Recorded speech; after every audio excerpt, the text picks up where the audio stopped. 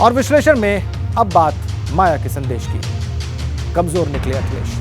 जी, ये बात मायावती ने ऐसे समय में कही है जब एक दिन पुराने मायावती के ट्वीट के बाद यूपी की सियासत में मायावती और अखिलेश यादव के फिर से साथ आने की बात कही जा रही थी। लेकिन 24 घंटे में मायावती ने ऐसी पलटी मारी है कि जिस विपक्ष के अधिकारों का हनन करने की बात कह रही थी, अब मायावती उसी समाजवादी पार्टी को कमजोर बता रही है।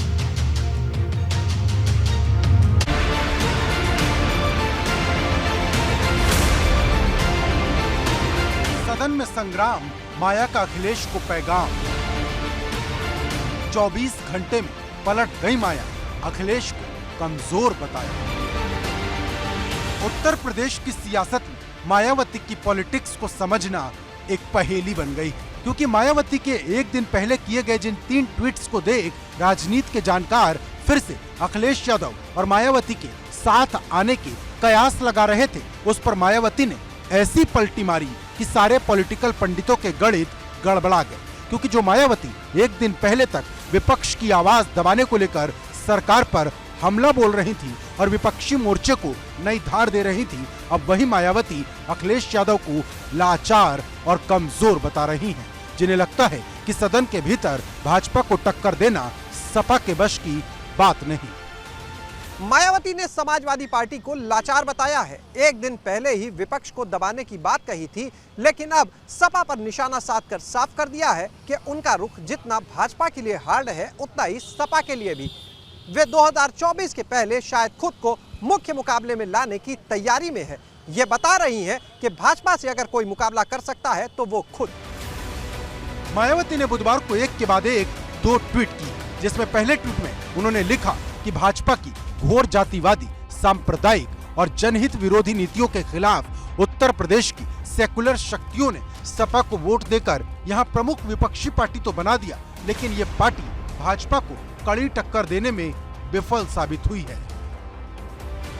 लेकिन मायावती यही नहीं रुकी, उन्होंने दूसरे ट्वीट में यहां तक कह दिया कि यही कारण है कि भाजपा सरकार को यूपी की करोड़ों जनता के हित और कल्याण के विरुद्ध पूरी तरह से निरंकुश, जन विरोधी सोच और कार्यशैली के साथ काम करने की छूट मिली है। विधानसभा में भी भारी संख्या बल होने के बावजूद सरकार के विरुद्ध सपा काफी लाचार और कमजोर दिखती है, जो अति चिंतनीय है।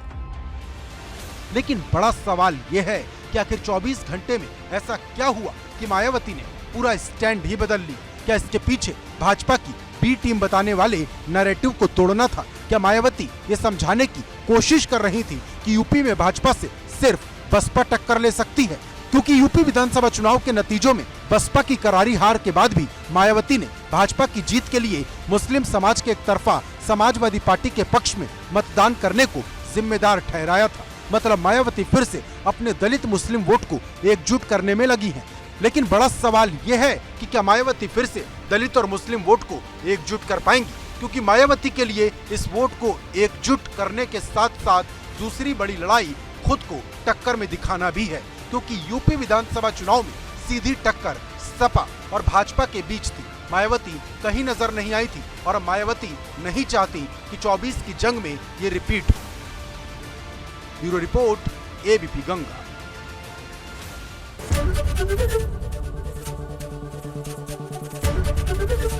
एबीपी गंगा, खबर आपकी, जुबान आपकी।